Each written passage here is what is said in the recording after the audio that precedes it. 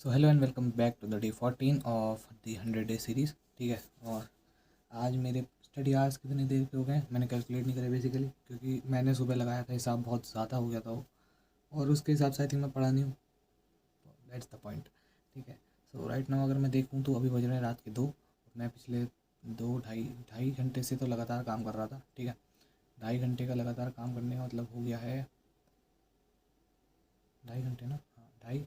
और उससे पहले आधा एक, आधा एक, 2.5 आधा एक, 4, 4 और 2, 6, 6 घंटे की पढ़ाई हो गई मेरी। हम्म, हम्म, हम्म। तो मैंने 9.5 घंटे की पढ़ाई अप्रॉक्स लगाई थी। ठीक है। 6 घंटे की हो गई आई थिंक। कितने मैंने कैलकुलेट करे थे अभी? ठीक है, मतलब हाँ अप्रॉक्स वही, क्योंकि मैंने जो हिसाब लगाया था उसके हिसाब से मेरी फिजिक्स रह गई अभी, जो कि मेरी 2 आवर्स की थी। और मेरा एक रिवीजन रह गया है जो कि मेरा 1.5 आवर का था। बाकी जो है मैंने सारा काम पूरा कर लिया है। ठीक है। तो वो थोड़ा सा अच्छा लग रहा है कि वही अपना अप्रॉक्स देखो। अगर तुमने कल वाला ब्लॉग देखा होगा तो मैंने 4 घंटे पढ़ी थी, सेल्फ स्टडी करी थी। और आज मैंने 6 घंटे कर लिए हैं पूरे अपने। ठीक है। इसे 6 घंटे को अभी दोबारा बढ़ा लूँगा।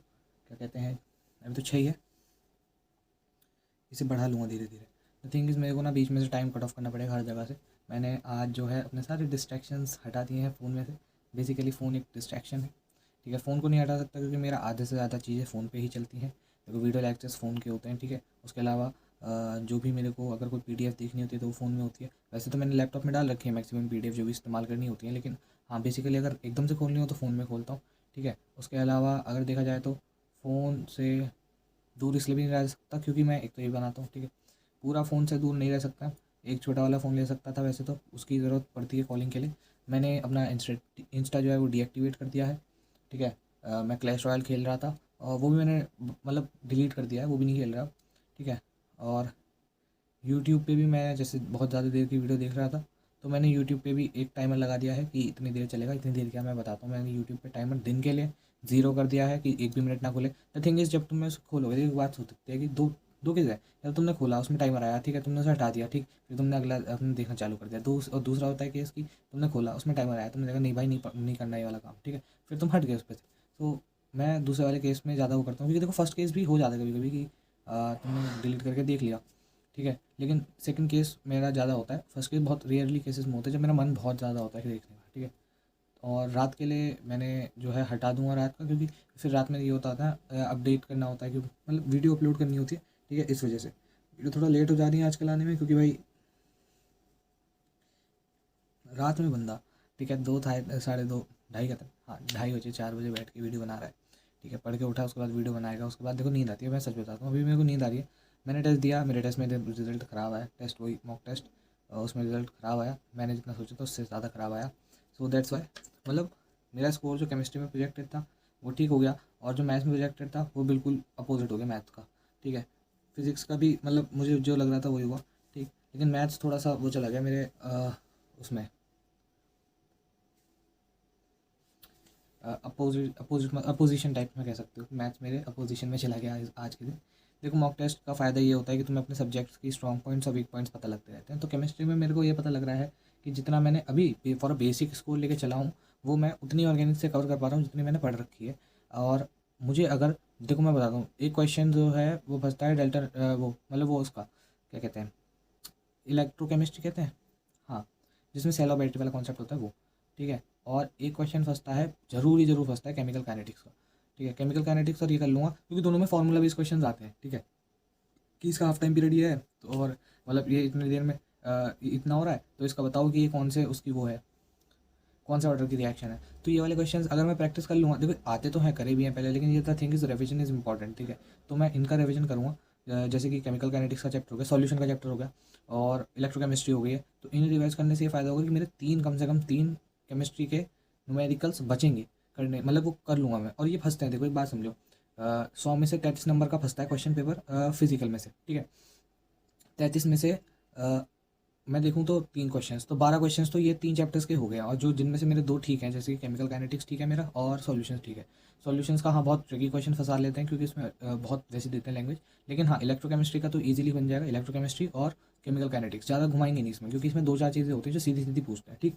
तो 12 नंबर मेरे उसमें से स्कोर हो गए 33 नंबर में से, ठीक है, इतना मान के चलो, ठीक। उसके अलावा देखा जाए तो फिजिकल के जो क्वेश्चन फंसते हैं वो एक उससे फंसता है, क्या कहते हैं, डुअल नेचर के पास से, मतलब एटॉमिक स्ट्रक्चर के आसपास फंस जाता है एक क्वेश्चन, ठीक है। और मैं बताता हूँ, अगर मैंने वो कर लिया ना, क्या कहते हैं, इलेक्ट्रोकेमिस्ट्री और वो सॉल्यूशन वाला चैप्टर, तो न्यूमेरिकल बेस्ड वाले जो आते हैं ना आखिरी के 5 क्वेश्चन, वो भी मैं अटेम्प्ट कर सकता हूँ। उनमें से भी 1 से 2 क्वेश्चन उसके फंस जाते हैं न्यूमेरिकल। तो अप्रॉक्स 16 से, हाँ 16 नंबर, अप्रॉक्स 16 नंबर, 33 नंबर में से 16 नंबर, मतलब हाफ ऑफ द नंबर्स मैं स्कोर कर सकता हूँ फिजिकल के सिर्फ 4 चैप्टर से, समझ के चल रहे हो, ठीक है। तो सिर्फ 4 चैप्टर से मैं 4 भी नहीं हो, 3 हो गए ना, 3, हाँ 4 हो गए, 4 समझ के चलो, 4 चैप्टर से मैं अप्रॉक्स 16 से 20 नंबर, 16 नंबर तो मिनिमम स्कोर कर पाऊंगा, ठीक है। तो 4 चैप्टर में से 16 नंबर, वही एक चैप्टर का एक क्वेश्चन हो गया, और वो ज़्यादा वैसे क्वेश्चन नहीं होते, एक होता है सॉल्यूशन का, ठीक है।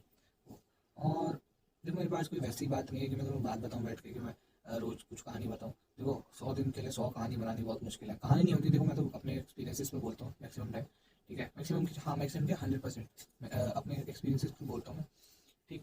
तो देखो इतना एक्सपीरियंस अभी मैंने करे नहीं है, जितने कर रखे हैं अपने बता देता हूँ। देखो मैं इसे ना थोड़ा वैसा चैनल नहीं बनाना चाह रहा हूँ बाय द वे, वरना तो मेरे इतने एक्सपीरियंसेस हैं, मैं बताने बैठा हूँ तो 100 दिन भी कम है, ठीक है। लेकिन चलो इस वजह से मैं यहाँ पे सिर्फ उस बेस पे लेके चल रहा हूँ इस टाइम पे। जो मेरी टारगेट ऑडियंस कह सकते हो तुम, वैसे तो यही कहते हैं टारगेट ऑडियंस कहते हैं, वो है मेरे आसपास के बच्चे, मतलब मेरे एज ग्रुप के आसपास के बच्चे, ठीक है। बच्चे क्या मतलब वही जेई एस्पायरेंट्स टाइप्स, जो भी एस्पायरेंट्स हैं, मतलब वही उस टाइप पे समझ, ठीक है। अभी बच्चा ही हूँ मैं भी, 18 साल का हो चुका हूँ वैसे तो, हाँ बच्चा नहीं बड़ा हो चुका हूँ, लेकिन चलो फिर भी उसी मतलब अपने एज ग्रुप से 1 साल ऊपर 1 साल नीचे अप्रॉक्स, क्योंकि प्रॉपर 1 साल ऊपर होगा, और अगर एक्सपायरेंट है 11th क्लास में, वो मेरे से 1 साल छोटा होगा। तो हाँ केमिस्ट्री में तो ऐसे मैं ये 4 चैप्टर्स, और दिक्कत कहाँ मतलब कहाँ आ रही है कि अब मैं जैसे 11th के चैप्टर कर रहा हूँ, तो ठीक है, केमिस्ट्री में मेरे को पूरी वो करनी पड़ रही है एनसीईआरटी, ठीक है, क्योंकि मुझे मैंने पढ़ी नहीं थी, एक तो सबसे बड़ी बात, ठीक है। और उसके अलावा एनसीईआरटी में से जो कॉन्सेप्ट फंस जाते हैं, मैं बताऊँ कैसे, एनसीईआरटी में ना अगर तुम पढ़ोगे तो तुम्हें बहुत चीज़ों का पता लगेगा, और एनसीईआरटी में से फंस जाता है नॉर्मली सवाल, मतलब सवाल क्या वही एप्लीकेशन ही होते हैं, देखो उसमें तुम्हें पता है कि ये इस वजह से होता है, तो फिर उसमें एप्लीकेशन देख के तुम्हें क्वेश्चन करने होते हैं। इसलिए मुझे एनसीईआरटी पढ़नी पड़ रही है, और वो बहुत टाइम ले रही है, ऊपर से वो शॉर्ट नोट बनाने पड़ रहे हैं, तो वो बहुत ज़्यादा टाइम ले लेगा। तो मैं सोच रहा हूँ कि जो चैप्टर्स हैं, जैसे कि मैंने बताया तुम्हें 3, ये अभी कर लूँगा, एकदम हो जाएंगे, तो इस वजह से ठीक हो जाएगा काम, ठीक है। चलो आगे क्या आता है, फिजिक्स। फिजिक्स थोड़ा सा इस टाइम पे परेशान कर रही है, क्योंकि फिजिक्स के मैकेनिक्स के क्वेश्चन बहुत अच्छे हैं, बहुत लॉजिकल हैं। जो पहले जब मेरी अप्रोच की फिजिक्स के क्वेश्चन के लिए, जब मैं 11th में था, तो मेरी बहुत ही लॉजिकल, बहुत ही मतलब वो वाली अप्रोच हुआ करती थी, जिससे मेरे क्वेश्चन सॉल्व हो जाते थे। अब क्या हो गया है, मेरी अप्रोच वो नहीं रही, मैं मैकेनिक्स में लगी थी, मैं 12th पे भूल चुका था, ठीक है, इस वजह से। अब 12th में भी अगर देखा जाएगा फिजिक्स में कुछ ऐसा नहीं है, हाँ ठीक है, में से एक सवाल फंस जाता है, और सारे क्वेश्चन पेपर्स में लगते हैं इसमें, ठीक है, कुछ और फंसते हैं, ठीक है, और ये क्वेश्चन फंसता है हमेशा उसके आसपास, आपसे ये वाली वेवलेंथ, हमारा वही नॉलेज ऑफ पार्टिकल, उसमें से फंसता ही फंसता है, ठीक है। आजकल अलग अलग जो क्वेश्चन थे वो मैक्सिमम केमिस्ट्री टाइप क्वेश्चन थे, तो उसमें से मेरा एक फंस गया क्वेश्चन, ये गलत भी कर दिया, एक गलत जो हुआ था वो इसमें हुआ था, मैं आ सकते हैं ऐसे ही बात है, थोड़ा सा कॉमन सेंस में टाइप करा, तो गलत इसलिए होगा कि उसमें बताना जो पूरा क्वेश्चन एक्सप्लेन किया। एंड मैथ्स में मैंने देखा कि मैथ्स में क्वेश्चन ऐसा रहा है प्रोबेबिलिटी का, ज़्यादा प्रोबेबिलिटी एक से 2 क्वेश्चन फंस जाते प्रोबेबिलिटी, ठीक है। उसके अलावा अगर क्वेश्चन है इतना गंदा होगा उसमें, भगवान कैसे बता रहा हूँ, क्योंकि इसमें मैंने बाकी तक और एक लाइन देखो लॉगी उसमें सोल्यूशन है, और उसमें नहीं करना तुम देखोगे तो बस मैंने वो नहीं लिखा साइड पर, तो मैंने इसकी वो निकालने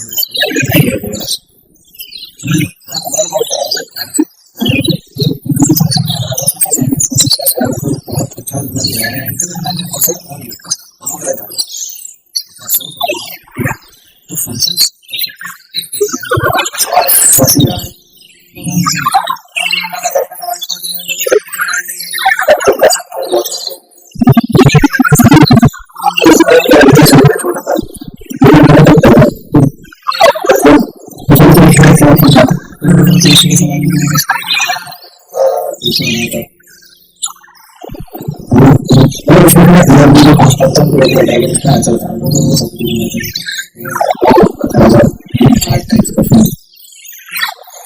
इसके अलावा मैं सोच रहा था देखो एक बार क्लियर करोगे हेल्प हो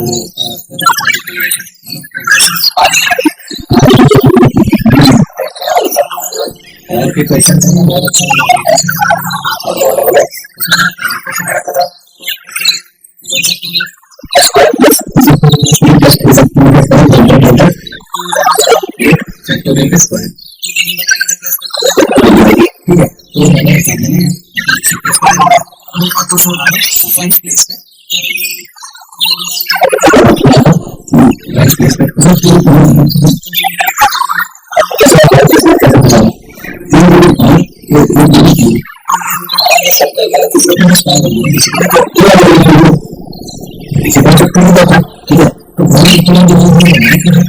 ठीक है तो मैंने